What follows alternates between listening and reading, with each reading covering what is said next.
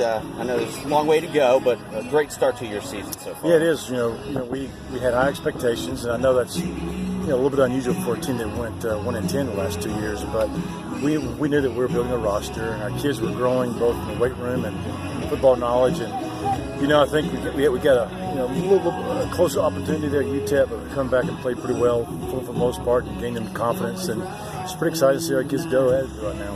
What do you see is the biggest difference? Is it just a matter you guys have been together a little bit longer and kind of more experience?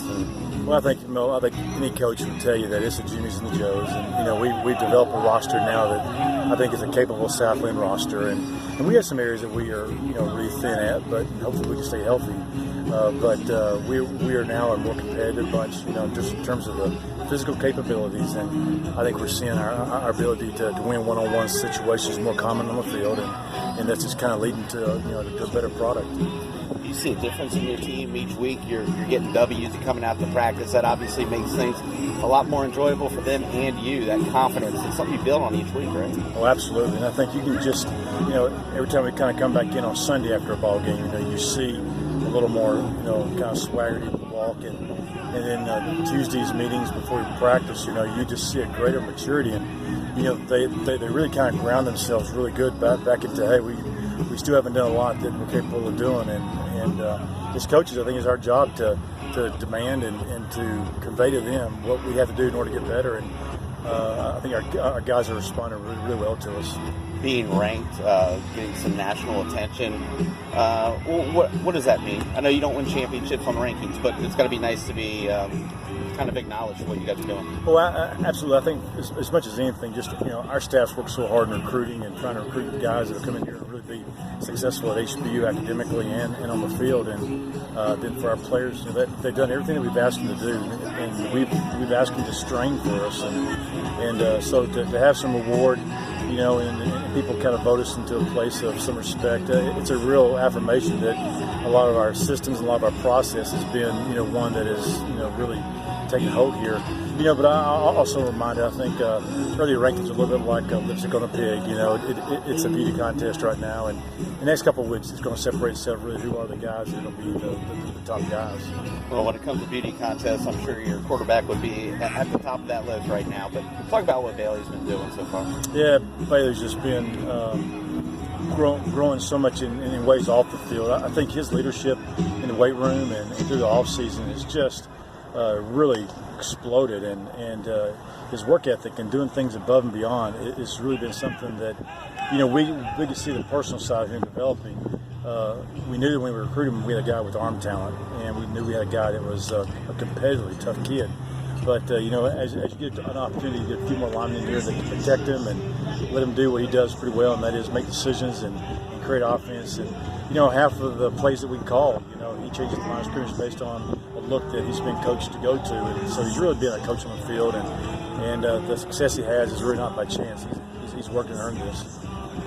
Coach, you mentioned earlier about the UTEP game. What did you all see, and what did as a staff, and what did the kids see themselves while you all were on your way back, and then once you got here and everybody started looking at the film? I think what's kind of interesting is that the UTEP game was interesting, that we had a few kids that had played over there in 2016 and realized that up until midway through the third quarter we were in that ball game, so there was a little bit of a remembrance that those older kids could share to the young guys, that guys, we're not as far off.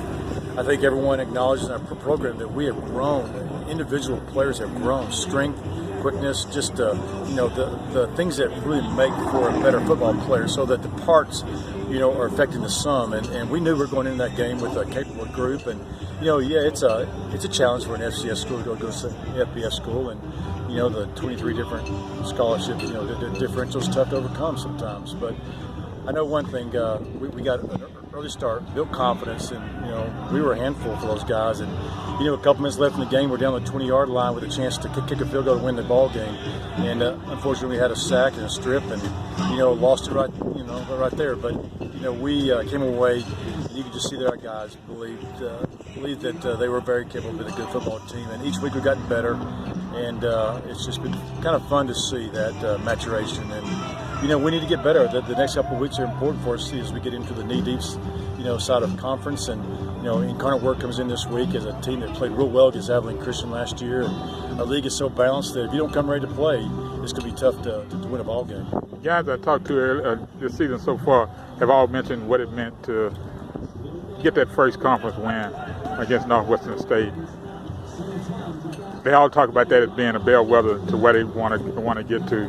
How much is that as a coaching staff that helps not so much in coaching, but guys understanding they've got a job to do and they individually take that upon themselves to get that done? Well, I think that's the thing that as coaches, you try to make practice really difficult. I think it's not a bad thing to make guys suffer, not in a negative sense, but we play fast on offense. You got to be in great shape. We're taking 90+ snaps a ball game, and that's wearing on a defense. And so, but to do that, you've got to drive your players offensively. To get aligned and to communicate well and to play, very clean offensively. And so I think, defensively, the fundamental development of a defensive player is a journey, and it's tough. And we've asked our guys to strain, and so they've bought into it. And I think as they see themselves play better on the field on game days as a result of the things, they can go back and say that we worked on that in practice. That's what allows you as a coach to keep on demanding more. And our guys have done everything we've asked, and we just couldn't be more proud of them. And lastly, what do you expect?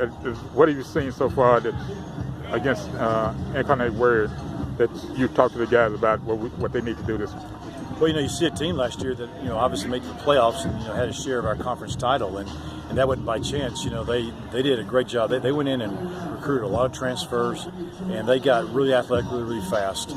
And a lot of those guys are still around, and they're really a tough physical bunch. And their interior lines on both sides of the ball will be a challenge for us, as they will be for anybody in our league. I think they beat Abilene Christian based on their interior group of kids on both sides of the ball last week. And so I think for us, it's a challenge because we know we're facing a team that's very capable, very confident team, and but we're confident too. I think the team that gets out and has a great early first quarters will be the one who really takes a command early in that game.